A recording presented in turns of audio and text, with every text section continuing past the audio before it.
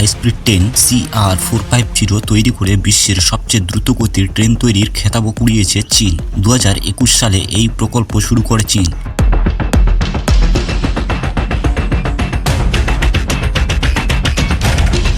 এই প্রকল্পের উদ্দেশ্য ছিল সুরক্ষা, শক্তি দক্ষতা এবং যাত্রী সুবিধার উপর দৃষ্টি নিবদ্ধ করে উচ্চগতির ট্রেন তৈরি করা।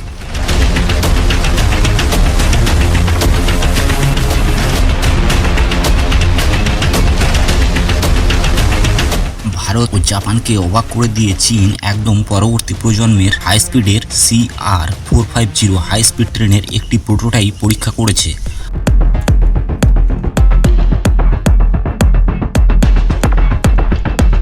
আর এই প্রোটোটাইপ পরীক্ষা করার সময় ট্রেনের গতিবেগ ছিল 450 কিলোমিটার।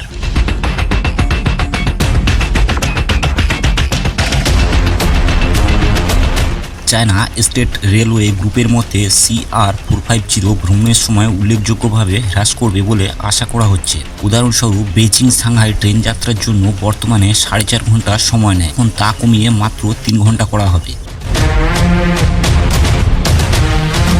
একাধিক রিপোর্ট অনুযায়ী CR450 প্রোটোটাইপটি ঘন্টায় 450 কিলোমিটার গতিতে পরীক্ষা চালিয়েছে। এটি ঘন্টায় 350 কিলোমিটার গতিতে চলা CR400 ফোক্সিং হাই স্পিড রেলের চেয়ে অনেক দ্রুত। CR450 হাই স্পিড রেল প্রযুক্তিতে বিশ্বব্যাপী নেতা হিসেবে চীনের অবস্থানকে আরও শক্তিশালী করবে বলে মনে করা হচ্ছে।